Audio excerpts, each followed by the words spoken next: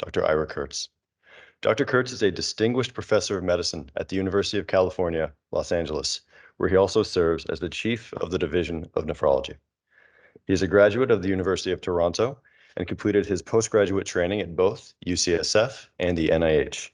Dr. Kurtz has been a faculty member at UCLA since 1985 and is a fellow of the Royal College of Physicians and Surgeons of Canada and of the American Society of Nephrology. He is also a member of the American Society of Clinical Investigation, the American Physiological Society, and the Biophysical Society. Dr. Kurtz has authored over 300 scientific publications, book chapters, and abstracts, and is on the editorial board of several major scientific journals. His primary areas of research involve the structural biology, physiology, and biophysics of ion transport-related disease processes, and the development of an artificial kidney and artificial intelligence in the training and practice of nephrology. He is clearly an expert in the field, and it is my honor to welcome him today for his medicine grand rounds on an internal medicine classic, what every clinician should know about making an acid-base diagnosis.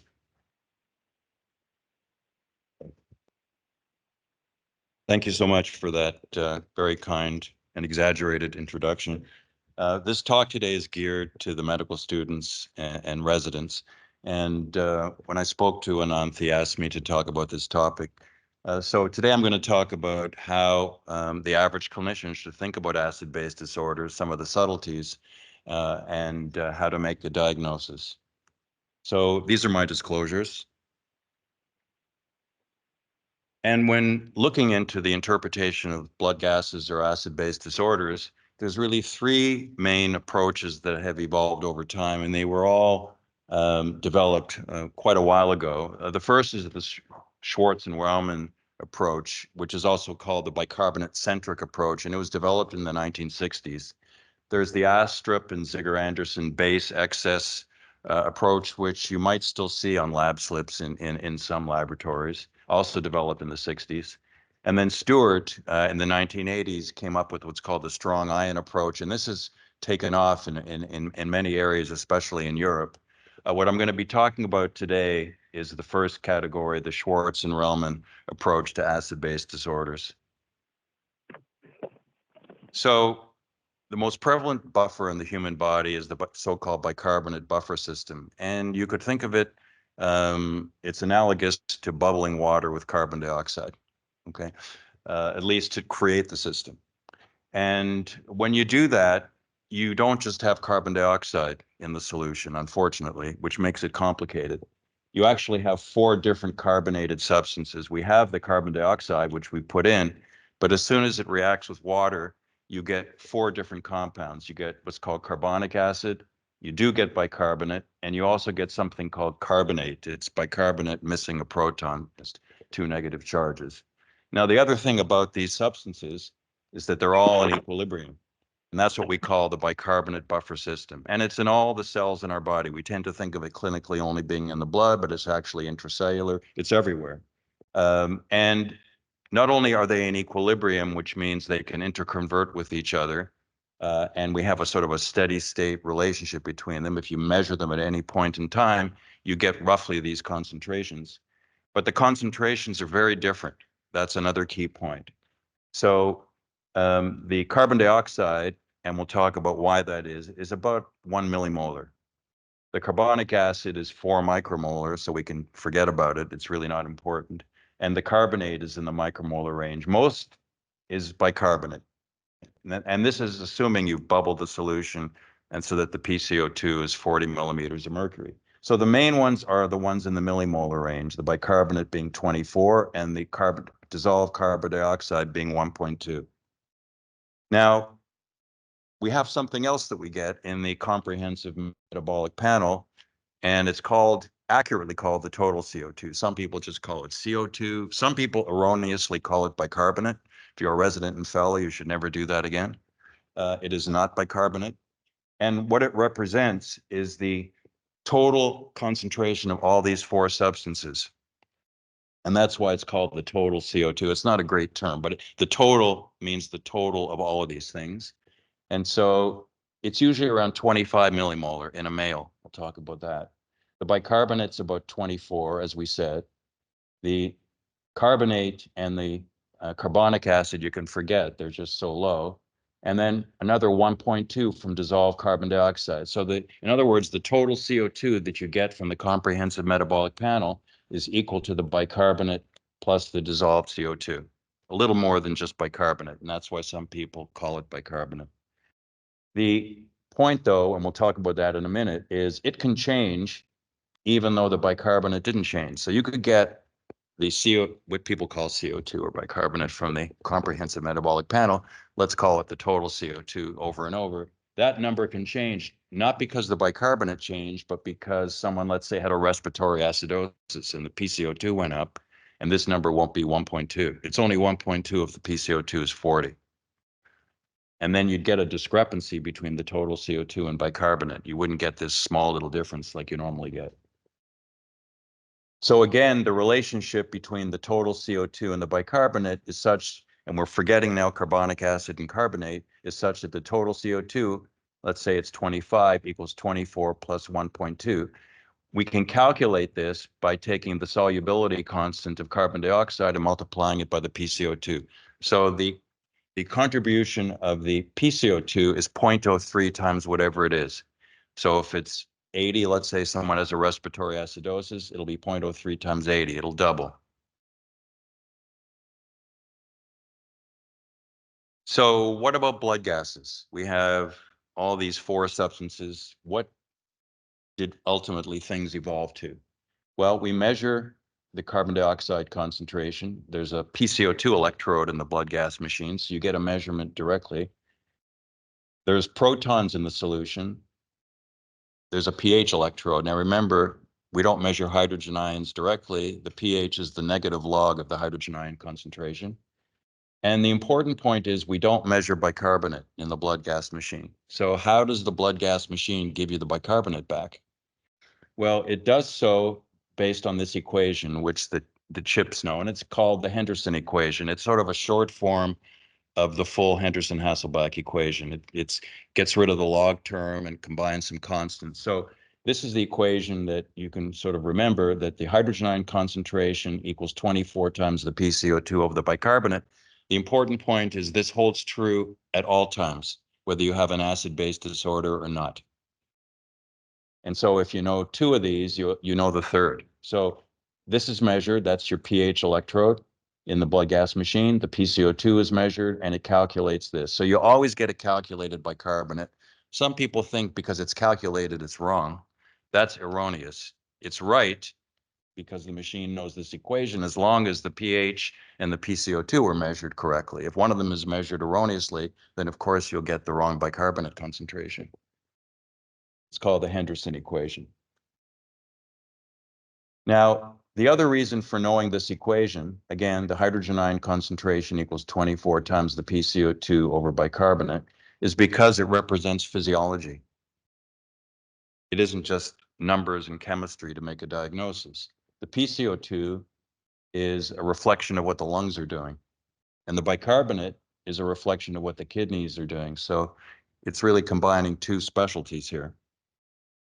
Now, getting back to the pH hydrogen ion issue, we think of pH, we don't think of hydrogen ion concentration.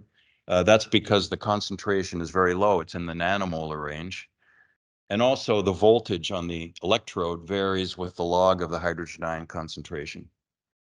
There's a thermodynamic reason why pH is used. But clinically, if you want to convert one to the other, there's a sort of an easy rule, and that's called the 80% rule. So if you remember that a pH of 7.4 is a hydrogen ion concentration of 40, again, the units are nanomolar, so it's 1/millionth of the concentration of range of bicarbonate.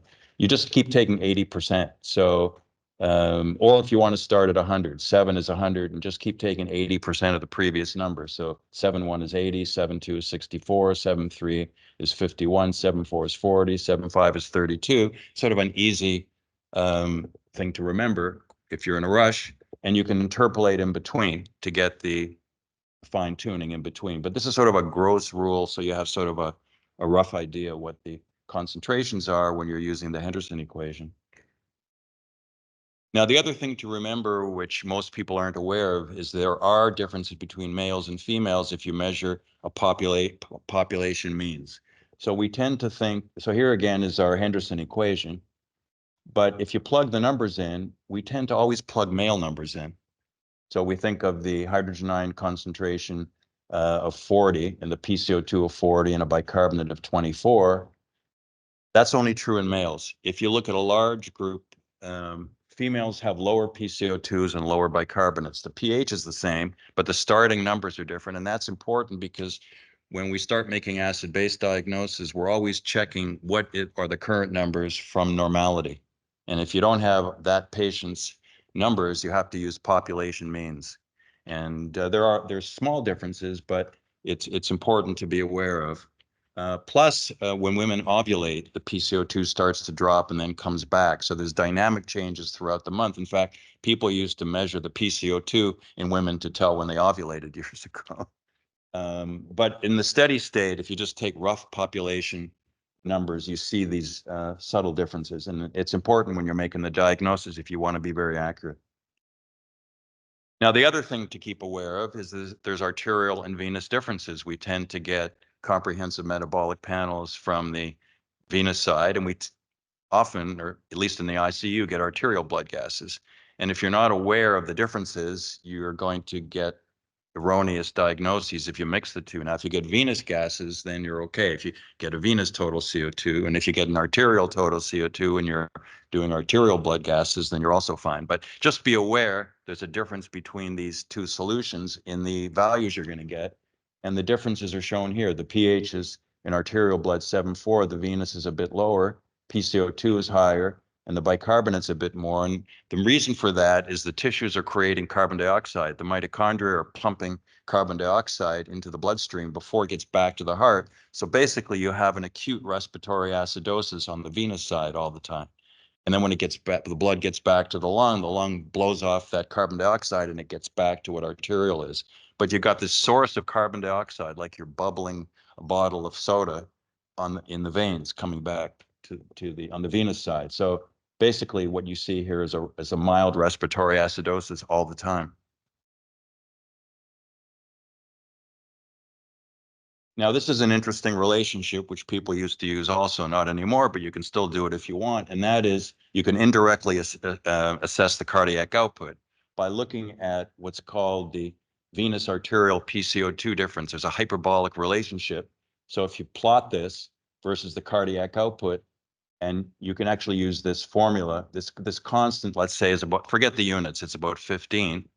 If this is about 3 and the cardiac output is 5, you get that constant. But if the cardiac output, if this goes to 6, then the cardiac output would be about half. So as the venous arterial PCO2 difference increases, that represents, assuming that that's the only reason, the cardiac output dropping. And the reason is as the cardiac output drops, the flow past all our cells slows down.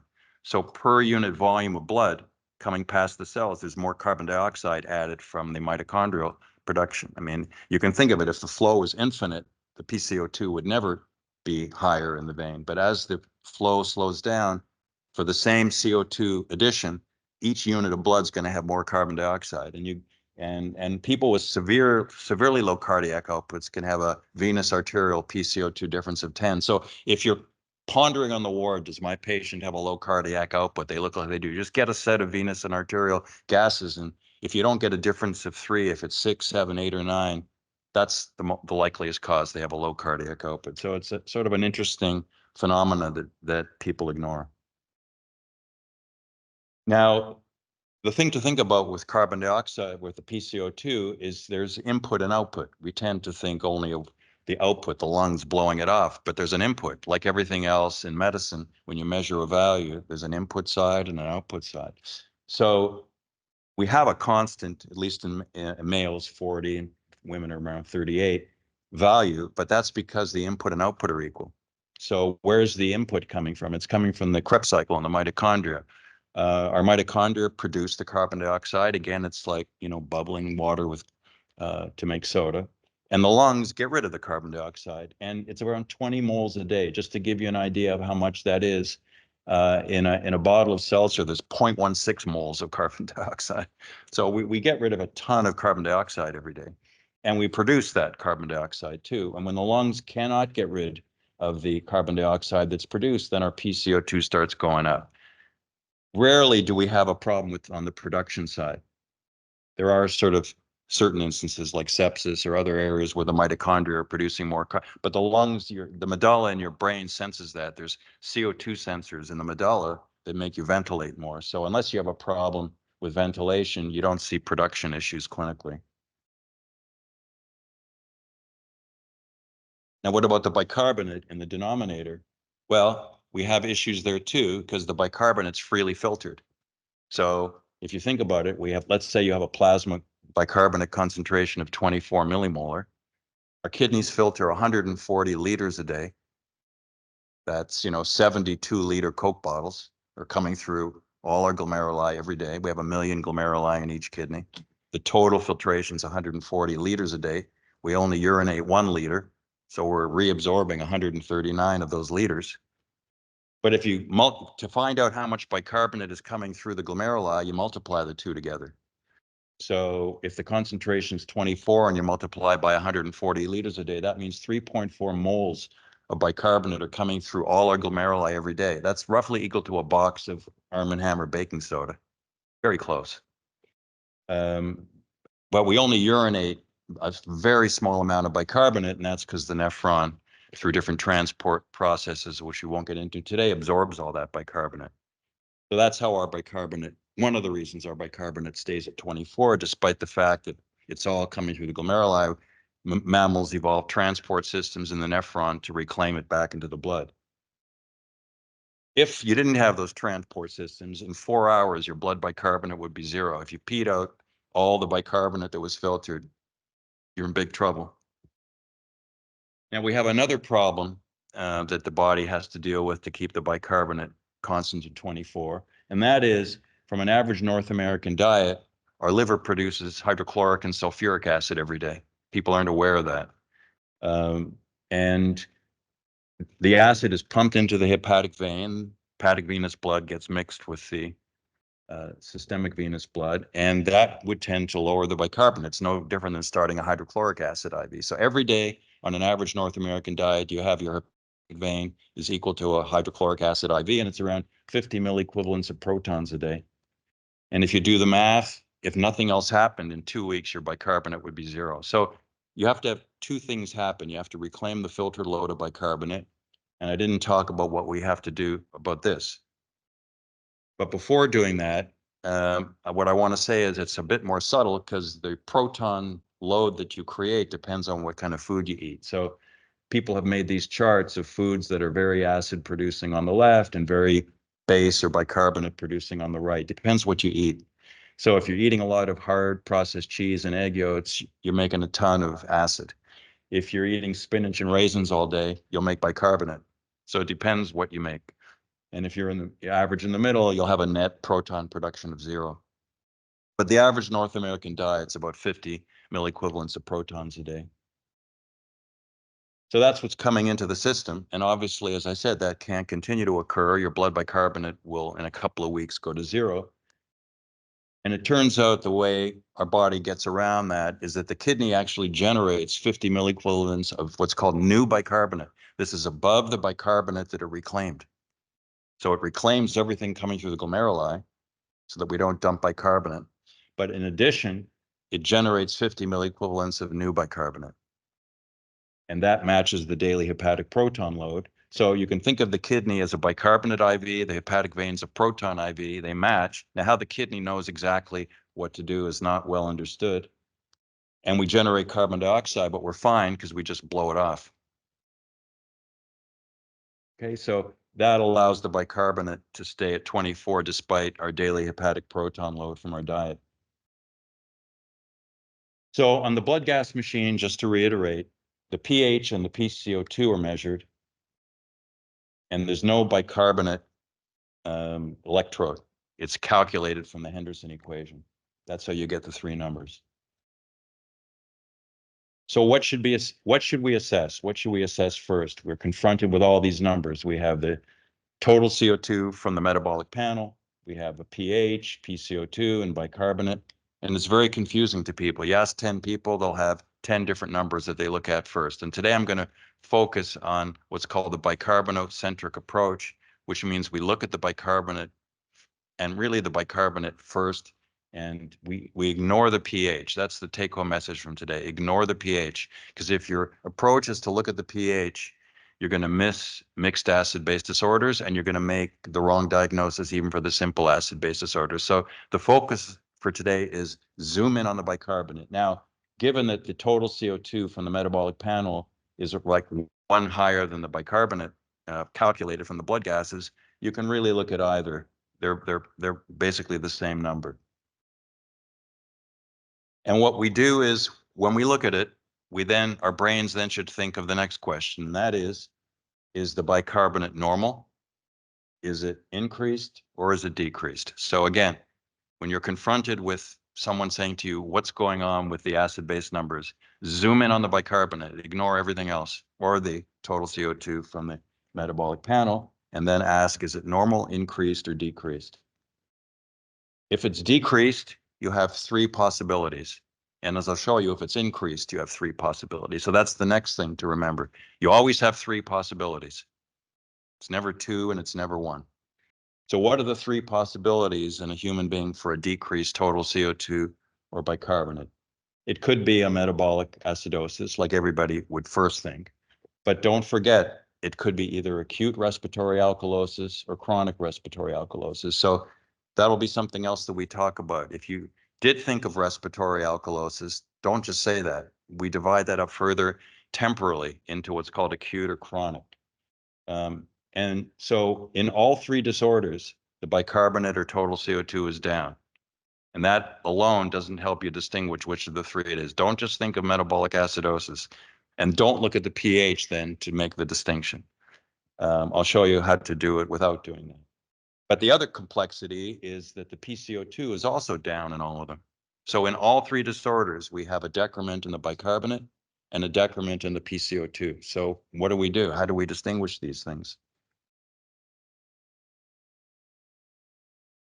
The key point to distinguish them is to look at the change in the bicarbonate concentration from normality and the change in the PCO2 from normality.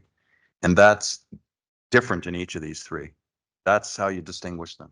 So again, in the red here, the change in bicarbonate from normal compared to the change in the PCO2 from normal, is what distinguishes the three.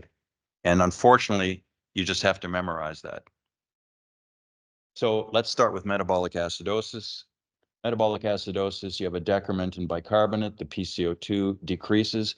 The PCO2 decreases because you get increased ventilation when you have a metabolic acidosis. We call that respiratory compensation or the compensatory response.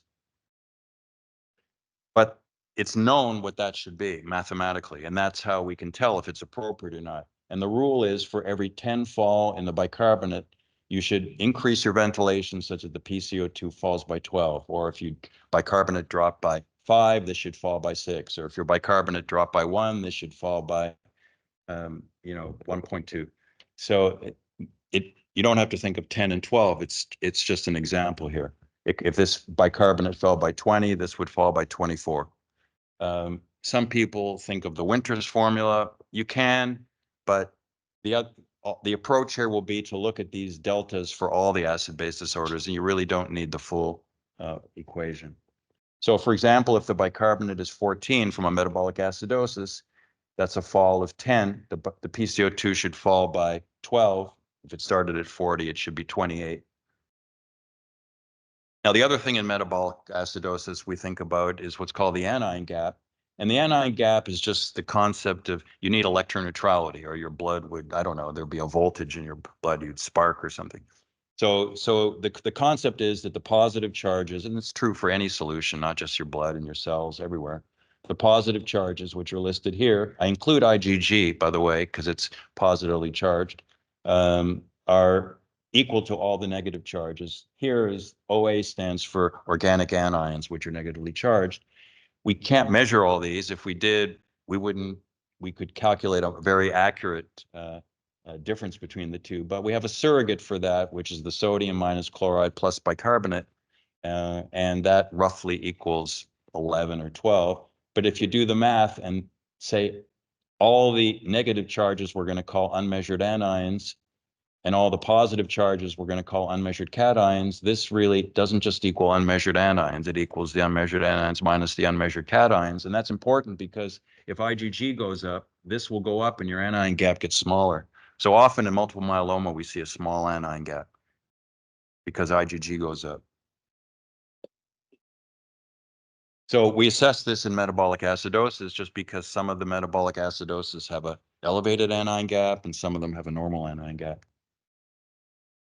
It's important when you think of the anion gap, it's not causally related to the acidosis. We have two things coming in. Let's say we have a patient with a lactic acidosis. We have a proton coming in with lactate. The lactate doesn't alter the bicarbonate. It's the proton that alters the bicarbonate. So the proton is coming in, binds to the bicarbonate and lowers it. The anion comes in and raises your anion gap. They're very different. They just happen to come in together. So when you have a metabolic acidosis, you have to ask two questions. Is it compensated, which means that the ventilatory system increased the ventilation such that the PCO2 changed, let's say 12 for every 10 change in the bicarbonate? And what's your anion gap? Now, we also could have acute or chronic respiratory alkalosis, as I mentioned, for the reason that the bicarbonate's down and the PCO2 is down. We divide them up into acute or chronic because if you drop the PCO2 and keep it there, let's say I was anxious and my PCO2 dropped from 40 to 30, and I measure the bicarbonate, it's down a little bit. If I keep the PCO2 at 30, I don't change it, but I keep following the patient from day to day, the bicarbonate keeps changing. Now, that's no different than opening a bottle of Coca-Cola. So now we're going to ask the question, well, why does the bicarbonate change if I acutely hyperventilate? The reason is we have this bicarbonate buffer system, and the same thing happens in any solution with carbon dioxide. If I drop the PCO2, either opening the bottle of Coke or I hyperventilate, I drive this reaction to the left. And you can see as you're driving it to the left, you're dropping the bicarbonate. So acute respiratory alkalosis has nothing to do with organs. It's simply, it would occur if you had a solution on the bench with carbon dioxide.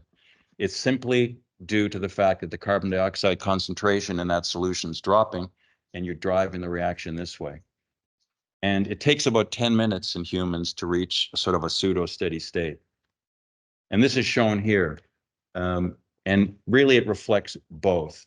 So let's do the experiment of a patient. We have a PCO2 of 40 and we drop it acutely and we keep it there.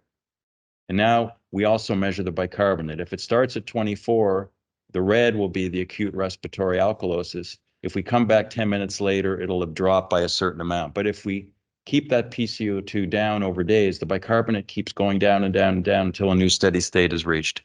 That's what we call chronic respiratory alkalosis. We don't have a name for things in between while it's changing. We could call it, pre-chronic, but we don't. Obviously, we're getting temporally changing numbers here, but we have a number for the, or a diagnosis for the beginning and a diagnosis when it stopped changing. And we won't get into how the bicarbonate keeps falling, but I'll just say it's due to the kidney. If you don't have kidney function, if you have ESRD, it'll always look acute. You can be very fooled. Don't expect the bicarbonate to keep falling if you have ESRD. It'll just always continue to be acute. So how do we diagnose it? Well, it's different than metabolic acidosis. And what happens here is for every 10 fall in the PCO2, the bicarbonate falls by 2. So if you have someone with a PCO2 of 30 and the bicarbonate, let's say, is 22, that's not compatible with a metabolic acidosis. That's compatible with acute. So again, we're looking at the change from normal of this and this, and you have to memorize this, that in acute respiratory alkalosis, it's 5 to 1 or 10 to 2 or 20 to 4. In chronic respiratory alkalosis, the bicarbonate falls further. So it fell the initial bit, and then because of the kidney, it continues to fall such that the total fall is 5 from the original level. So 2 of that was the acute. Because of the kidney, there's an additional 3, the total being 5. So again, if it fell by 10, here, let's say this was 30, this would fall to 22, and then After a number of days, it would be 19 if it's chronic. Okay, now what about an increase in the total CO2? So again, when you're confronted with an acid-base diagnosis, zoom in on the bicarbonate or the total CO2. We show that there's 3 disorders that'll do it if it's down. There's also three disorders also if it's up. So the first is metabolic alkalosis, like everybody would think, but don't forget acute or chronic respiratory acidosis. And again, the PCO2 is also up in all 3. So the fact that the bicarbonate and the PCO2 are up doesn't help you. Now, what many people aren't aware of is we also have a ventilatory compensation in metabolic alkalosis. We don't just have the Winters formula and the compensation in metabolic acidosis. In metabolic alkalosis, there's also a compensation in the opposite direction. So when you're vomiting or you have some disorder, or you're on a diuretic causing metabolic alkalosis, your PCO2 doesn't stay at 40. It goes up, and it goes up in a way that's also called the respiratory compensation or compensatory response. And it's predictable too. The values are known for many years now, such that for every 10 increase in the bicarbonate, the PCO2 goes up 7. Okay, so if the bicarbonate went up 20, this will go up 14. If you see that, you call that a compensated metabolic alkalosis. Don't just say metabolic alkalosis, it's compensated. So if the bicarbonate's 34, the PCO2 should, which is an increase of 10, the PCO2 should be 47. If you see that, you know the patient's ventilatory system is normal. You do not call that a respiratory acidosis. Do not call the compensation a respiratory acid-base disorder, because if you do that, you're telling another doctor that there's something wrong with the ventilation, either the medulla or the lungs. If the PCO2 is what you would expect, that's just normality. Very important point. The other thing we do in metabolic alkalosis, we don't divide it up by anion gap, we divide it up by chloride responsiveness. Because there's some metabolic alkaloses that you give as much chloride as you want to, and the bicarbonate stays the same. And there's others you give chloride, bicarbonate comes to normal. Now it's the chloride that's the key ion, not sodium. We won't get into why that is, but it's the chloride that's correcting it, not the sodium that you're getting. Now, you don't want to have to do the experiment of telling whether someone is chloride sensitive or not. So what has evolved is a surrogate for that, and that's the urine chloride concentration. It's an indirect assessment of whether they'll respond to chloride. That's the concept. If the urine chloride is low, it predicts for you that if you did the experiment of giving chloride, the bicarbonate would go to normality. And the urine chloride on the other side, if it's normal, it's not high, it's normal. The urine chloride in the ones that don't respond is the same as yours and mine on that chloride intake. So we don't have low and high, we have low and normal. That's another error people make.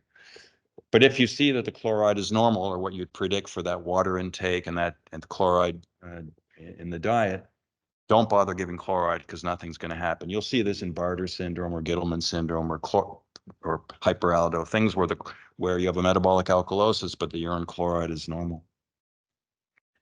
So metabolic alkalosis, we assess we answer whether it's compensated or not by looking at the PCO2, and we assess the urine chloride.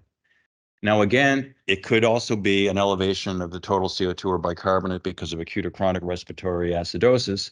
Again, with the PCO2 going up, if we wait long enough, the bicarbonate's going to be changing over time. Again, it's no different than if you bubble a solution with carbon dioxide. The acute effect takes 5 to 10 minutes. And just like it does in the reverse direction if you open the bottle of Coke. And you're changing the bicarbonate again because you're driving, this is acute respiratory acidosis. Again, nothing to do with organs. You're just driving the bicarbonate buffer system the other way now, and you're generating bicarbonate. So that's why the bicarbonate's going up. So here's the experiment. We have someone with a PCO2 of 40, and for some reason their ventilation dropped. It goes up. Let's keep it there at the same number. And now let's watch the bicarbonate over time. It'll go up acutely because of the bicarbonate buffer reaction. We generated some bicarbonate.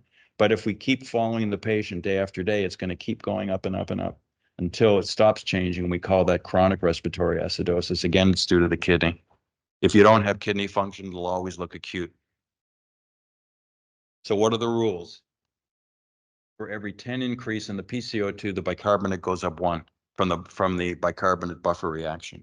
That's acute respiratory acidosis. So if the PCO2 was, let's say, 50, you'd expect the bicarbonate to go from 24 to 25.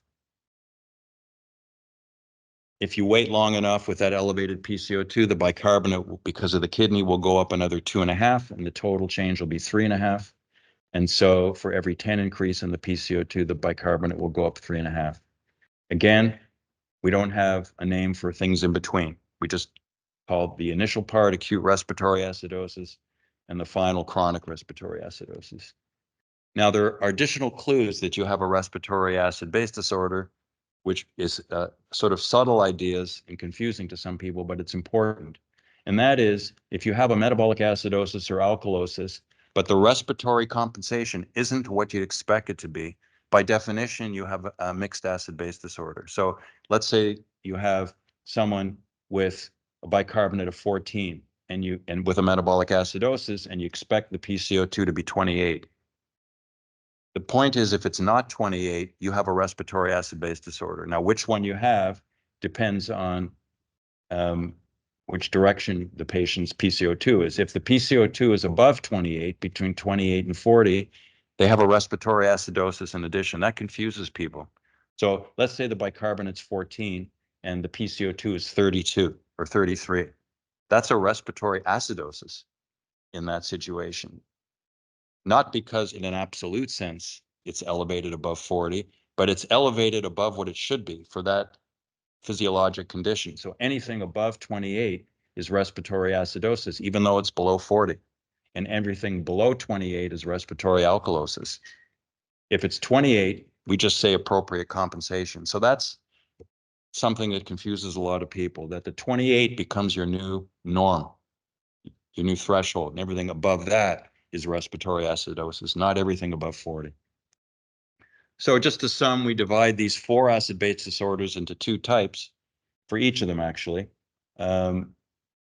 Metabolic acidosis, we divide by anion gap. Metabolic alkalosis, we divide by whether they'll respond to chloride. And the respiratory acidosis, respiratory acid-base disorders, we divide up temporally into acute or chronic. These things take time. So, and you don't have to memorize this, but just to know that the compensation in metabolic alkalosis and acidosis isn't immediate. So if you come in too early, it's not going to be the appropriate compensation. You'll be confused to think it's a mixed acid-base disorder. You just haven't waited long enough. So you have to know roughly how long to wait. And again, acute versus chronic for the respiratory acid-base disorders are distinguished by the time frame we're talking about. So now just some interesting cases. So here's a 27-year-old male diabetic, and there was 4+ ketones in the urine. So let's look at the metabolic panel. The total CO2 here is 15, so it's down. Glucose was 800. And here are the blood gases. The bicarbonate was 14, so it's around 1 less than the total CO2, which it should be. And the PCO2 is 28, so it fell 12 for every 10 fall in the bicarbonate. So we would say this is appropriate compensation. And again, remember and notice we haven't looked at the pH in any of these things. And I could actually cross this out. The pH is, and also if you think of the Henderson equation, you always know what the pH is going to be. Once you define the bicarbonate and the PCO2, the pH can only be 7.32. You're not saying anything new. So we would say here this patient has a compensated metabolic acidosis, but the glucose is 800 and the anion gap's 11. And there's 4+ ketones in the urine. So what's going on here? Well, it's confusing, but it's a good teaching point here. Again, the acid-base diagnosis is a compensated metabolic acidosis because the PCO2 fell by what we would predict as based on what normal humans do. The blood chemistry picture, however, is a non-anion gap metabolic acidosis. But the cause of the disorder, we would say, must be due to an anion gap type metabolic acidosis. We have 4+ ketones in the urine. We have blood sugar of 800. We would say this is diabetic ketoacidosis. So why do we have a non-anion gap metabolic acidosis picture? Why is the anion gap normal in this case? Well, the teaching point is that the anion gap is not just due to the input, like everything else in nephrology and medicine. Again, we have an input and an output, and the anions are excreted in the urine. And so we have a proton coming in, altering the bicarbonate, but the anions coming in are not just coming into a closed system unless you have ESRD. you have an excretory pathway. And what this paper back in the long time ago in the 80s showed is that the anion gap actually varies with the BUN, or you can look at it varies with your renal function. So the teaching point here is that the anion gap can be any value for a given input, depending on what your renal function is. And as you get more and more CKD, and finally ESRD, your anion gap's going up and up and up and up for the same input. So the anion gap depends not only on the anion input, but also the renal excretion. And the anion gap cannot be used, and this is an important teaching point for the residents and medical students. The anion gap cannot be used to assess the severity of DKA in the presence of a low GFR. It's always, people come out of the ICU based on their anion gap level, and that's erroneous. Because for a given ketone input rate, you have two patients, one who's euvolemic with normal renal function, and the other's got pre-renal failure or ESRD or whatever the reason for the drop in the GFR.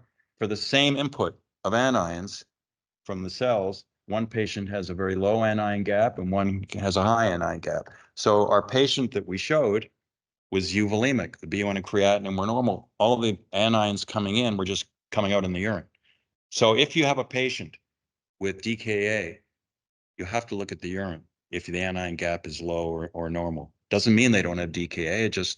It's like the difference between hypercalcemia and no hypercalcemia if you have sarcoidosis. If all the calcium coming into the system is coming out in the urine, you'll have hypercalciuria without hypercalcemia. So again, it's all input-output. And if a patient is euvolemic from time zero, they weren't vomiting, they didn't have an osmotic diuresis from the hyperglycemia, they're going to have a much lower anion gap. Doesn't mean they don't have rip-roaring DKA. So always look at the urine. Don't assess them. And the urine tells you whether they have rip-roaring DKA or not the blood level. It's a system with inputs and outputs.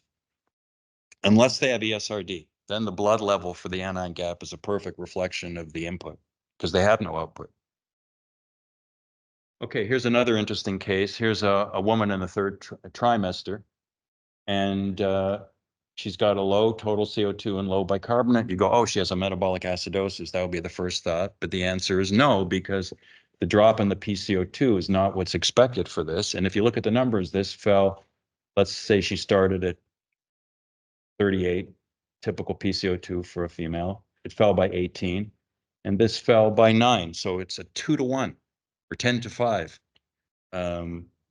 relationship. And this is not compensated metabolic acidosis. And you can say, well, I know that because I looked at the pH and she doesn't have acidemia. But again, don't do that. Just from these numbers alone, you could tell it's not a compensated metabolic acidosis. So these numbers are only compatible. Those two deltas are only compatible with a chronic respiratory alkalosis. The PCO2 dropped by 18 and the bicarbonate dropped by 9. That's a 2-to-1 relationship. You don't see that in metabolic acidosis. So again, what we're seeing is this phenomenon that her PCO2 dropped and her bicarbonate fell. We missed that. We missed the dynamic changes, but we're here in the steady state. And it fell by what you'd predict for that drop in the PCO2. And you can look at acid-base numbers during pregnancy. And actually, it's not just the third trimester, really throughout pregnancy, the PCO2, this is a large population of women, the PCO2 is normally around 29, 30 during pregnancy. And the bicarbonates are all, what you'd expect. It fell half of what the PCO2 fell. This is chronic respiratory alkalosis. Common causes of this are high altitude. If you're a resident or fellow in Denver, Colorado, people who come into the ER, even your own blood gases are not normal. Everybody there has a chronic respiratory alkalosis. So as you go up in elevation, especially after around 3,000 feet, your PCO2 gets lower and lower and lower. And people have plotted those relationships. You always have to know where you're doing your residency or fellowship, because that's what you start with. Other common causes are end-stage liver disease and emphysema. Okay, here's another patient, 18-year-old with a panic attack. Again, the total CO2 and bicarbonate are down. You would think, oh, that's a metabolic acidosis, but it's not. Because again, the PCO2 change versus the bicarbonate change from normality are not what you'd expect, either using the Winters formula, if you still like using that, even though you don't need to, or the rule that I mentioned for what's expected for the compensation of metabolic acidosis. Here, the PCO2 fell by, let's say, 20, the bicarbonate fell by 4. That's only compatible with an acute respiratory alkalosis. Not compatible with chronic respiratory alkalosis or metabolic acidosis. Remember, there's only 3 things that lower the total CO2 or bicarbonate and 3 things that elevate it. So each time, which of the 3 is it? And here it's in the down direction, and the 3 are metabolic acidosis or acute or chronic respiratory alkalosis. And these numbers only fit acute respiratory alkalosis. Again, the PCO2 dropped by 20, the bicarbonate fell by 4. If this fell by 10, this would be 2. If this was 5, this would be 1. It's always this relationship. But if we look at the numbers and we calculate the anion gap, it's 16. Now, why is that? Does the patient also have a metabolic acidosis? And the phosphorus is very low. What's going on? Well, it turns out that's what's expected in acute respiratory alkalosis, and we'll talk about why. So one of the reasons the anion gap is going up here is whenever you have a pH change, the anion gap changes, no matter what the cause. So it turns out in medicine, the anion gap changes in every acid-base disorder, not just metabolic acidosis. That's an interesting point and makes things a little more confusing. So your anion gap changes when the pH changes because of deprotonation and protonation of albumin. Not only do we have a bicarbonate buffer system, but albumin is also a buffer, and it gets protonated or deprotonated. And albumin contributes to your anion gap. For every 1 gram % change in albumin, your anion gap changes by 2.5. So if your albumin goes from 4 to 3, the normal anion gap is not 11, it's 11 minus 2.5. So hypoalbuminemic patients have a low anion gap, depending on how low their albumin is. That's your new norm. So if you have someone who's hypoalbuminemic and their anion gap's 11, even though it's normal, that's an elevated anion gap. So the deprotonation and protonation of albumin changes the anion gap in every acid base, whenever you have a pH change. So because these patients are alkalemic, that means they have less proton concentration in their blood. You shift this reaction to the left and you generate more charged albumin. That's one of the reasons the anion gap goes up in acute respiratory alkalosis. Chronic respiratory alkalosis, the pH starts coming back to normal as the bicarbonate drops. Acute respiratory alkalosis has, in the respiratory alkalotic disorders, has the greatest change in pH. And the rule is that for every 0.1 change in pH, the anion gap changes 0.5 in the up or down direction. So that's one reason the anion gap's up, but it's a very small effect if you do the math. But there's another main reason the anion gap always changes in acute respiratory alkalosis, and that has to do with the fact that we stimulate glycolysis and lactate production. So if any of you want to start hyperventilating now, this is what's going to start happening in the next 3 to 4 minutes. So one of the key enzymes in the cells is called phosphofructokinase, and it's very pH sensitive. And as the pH goes up in the cells, glycolysis is stimulated in all of us, and you generate a proton with lactate. And so all patients with acute respiratory alkalosis also get a mild lactic acidosis. It's not from decreased cardiac output or anything like that. It's just the cellular response to elevating the pH. So this patient had an elevated anion gap because we deprotonated albumin because of the pH, and also we produced some lactic acid. And that's actually another clue to distinguish acute from chronic respiratory alkalosis. In chronic respiratory alkalosis, the pH is starting to come back to normal, and therefore glycolysis is shut off and albumin is not deprotonated like it is. So if you see, even without looking at the delta number, acid-base numbers, if you have a mild lactic acidosis and an elevated anion gap, and you're wondering, is this respiratory alkalosis? And you are right, let's say, from the acid-base numbers, you can tell it's acute. It just happened without really knowing the history of the patient if the patient comes to the ER. Whereas if the anion gap is normal and it's respiratory alkalosis, it's chronic. Now, the hypophosphatemia you always see too. If you want a real quick way of lowering your blood phosphate, just start hyperventilating. Now, immediately it starts going into the cells, and it's also because you stimulate glycolysis and phosphorylate all the glycolytic intermediates.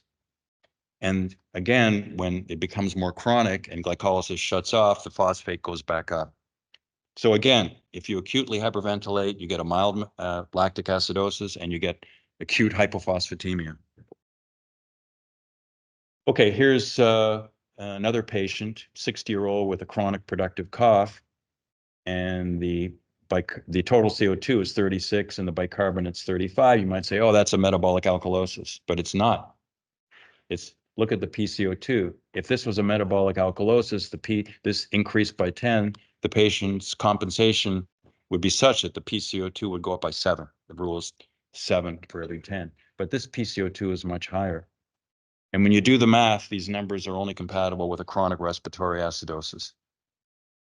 And again, we didn't look at the pH. And the patient's hypoxic. So chronic respiratory acidosis, the PCO2 went up by 32, the bicarb changed by 11. Remember that for every 10 increase in this goes up 3.5. So this went up by 32, you'd expect an increase of 11. It's linear. And again, we're looking at something here. The PCO2 went up to 72.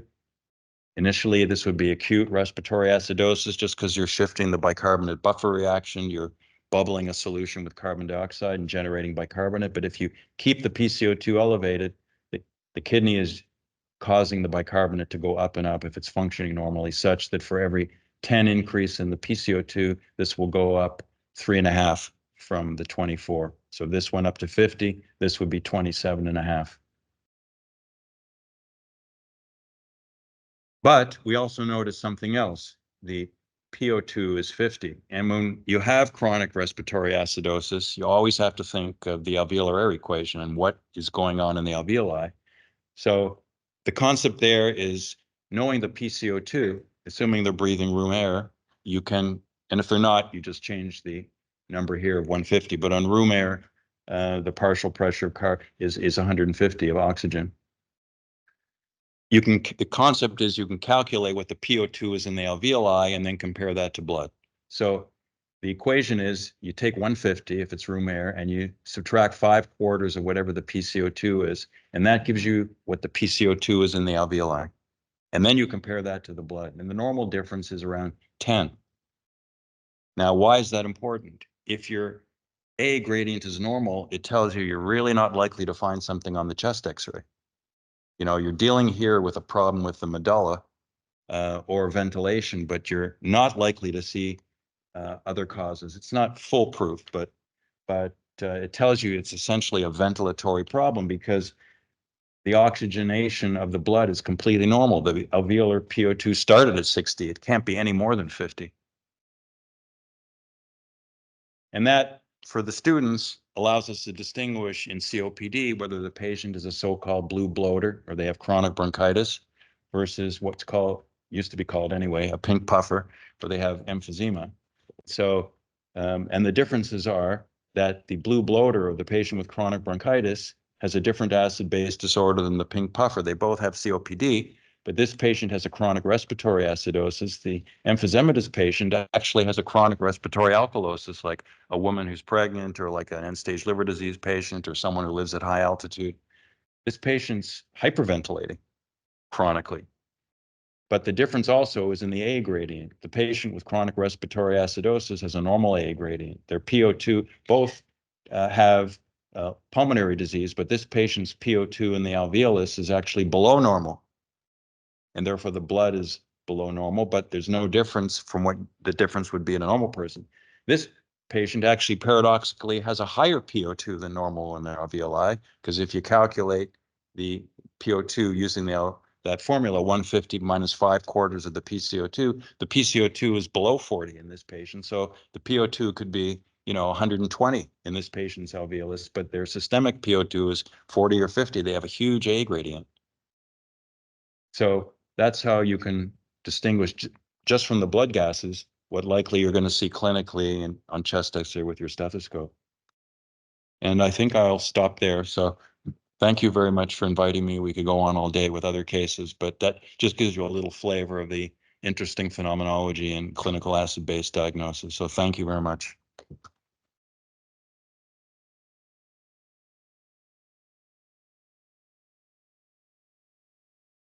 Thank you very much. That was great. I haven't thought about that in many years.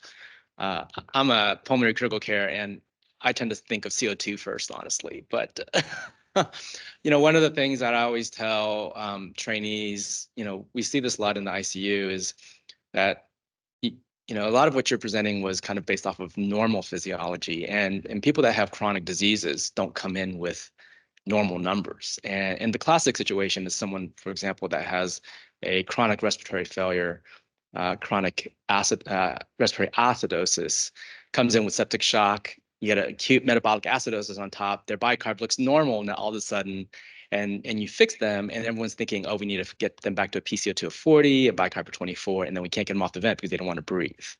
And so those are kind of some things. Yeah, no, the points you make are excellent. I thought today I would just focus on the simple acid-base disorders.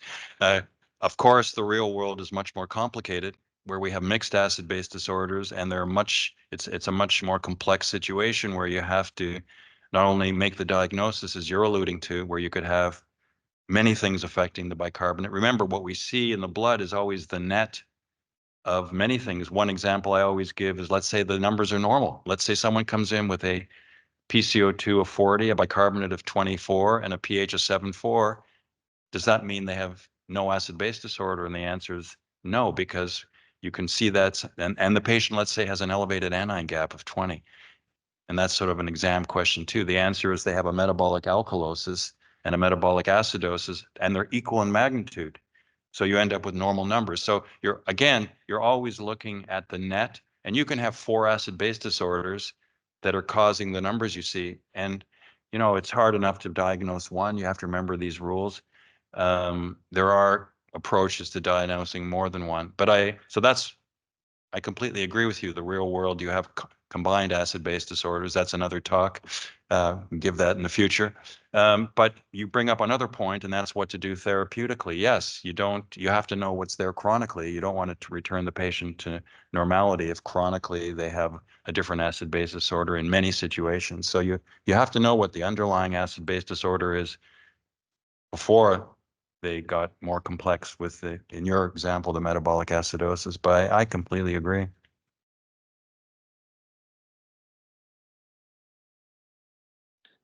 Ira, this is Anand from I'm on Teams. Can you hear me? Yes, I can. Let me ask you, for the students here, when do you look at the pH? And how do you look at the pH to decide on treatment with bicarbonate infusion, for example, for a metabolic acidosis? When do you actually look at the pH? Rarely. That would be potentially one example. Therapeutically, you try to, again, and this is a controversy because there really are not good studies to tell you whether to, for instance, talking about, let's say, CKD.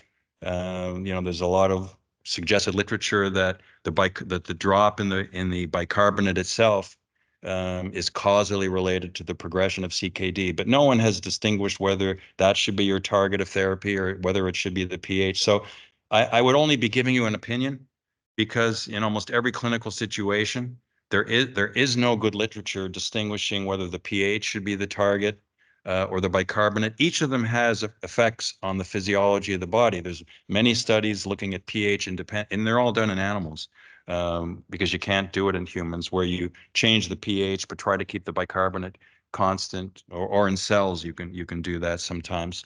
So in humans, you usually have everything changing at the same time, and there aren't good studies to tell you what to do. But in general, because of the literature suggesting that above a pH of 7.5 or 7.55, you can start getting physiologic effects, or below 7.3, 7.25, these are numbers that have sort of been passed down, but there are no good studies to tell you what to do.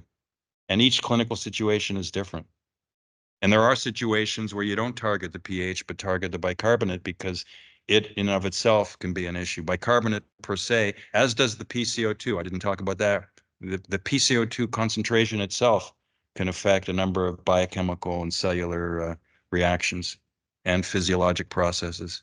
So it's a complicated question that I can't give a pat answer to, unfortunately. I hope that answers your question. Yes. I just wanted to follow up on that. I remember a number of years ago, the hospital had a bicarb. I don't know, there was a shortage or something like that. Have you sort of, are there other modalities, therapies that you could suggest for the students that could be useful as a buffer if bicarb Well, goes yes. I mean, that's a good point. We don't in nephrology only give bicarbonate. We give organic substances that have carboxyl groups on them, organic anions such as citrate. We use lactate actually in our PD solutions. That confuses people. How can you give lactate? But remember, it's the lactate doesn't cause the metabolic acidosis. It's the proton. If you give sodium lactate, you actually raise the bicarbonate. So, and we use acetate and TPN. So all these organic anions, when they're metabolized, generate bicarbonate. And yes, you can give those organic anions also. There's also a compound that was being looked at that is a proton buffer that didn't come to fruition, at least of use clinically, but people were trying to make like the potassium binding compounds, proton binding compounds that in the GI tract that would also raise the bicarbonate. But in general, clinically, if you don't want to give bicarbonate, you can use an organic anion. well? Thank you.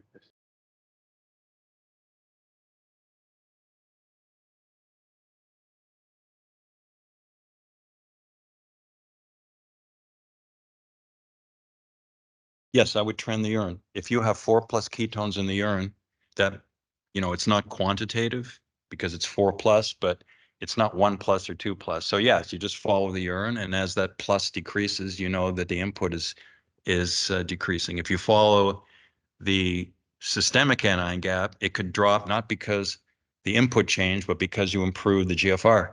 You give the patient saline, and their pre-renal failure disappears, the anion gap's going to drop independent of anything you did to the anion load input into the body. It occurs every day in every hospital. People make that mistake.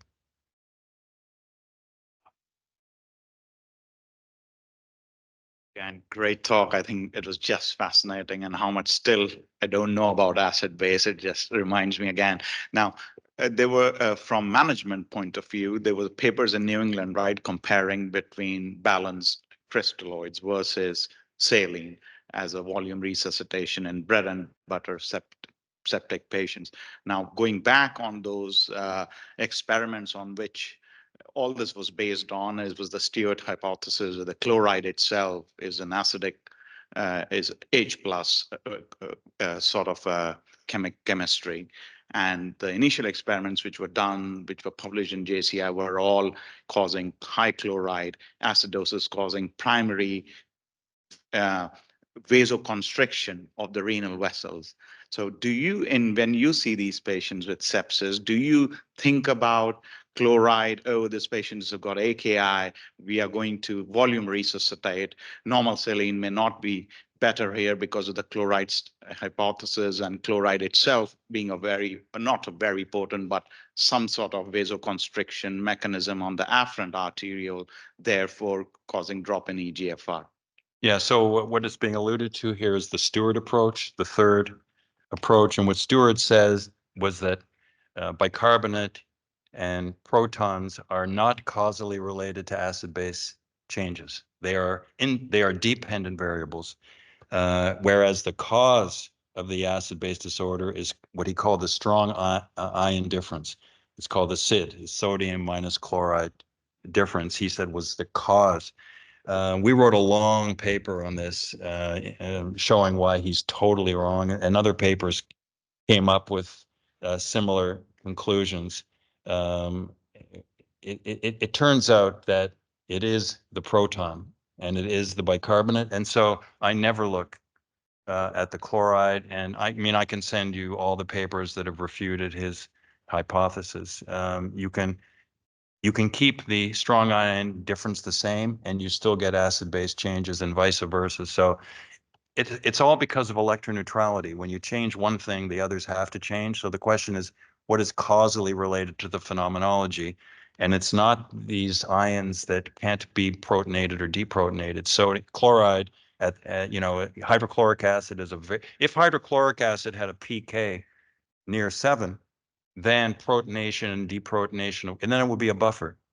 And in that sense, it would be involved with, either bicarbonate or proton loading and what the distribution among all the buffers is. But because its pK is like 1, whatever it is, it's chloride is always deprotonated. So that's one reason. And the other reason is it just doesn't make sense physiologically and biochemically.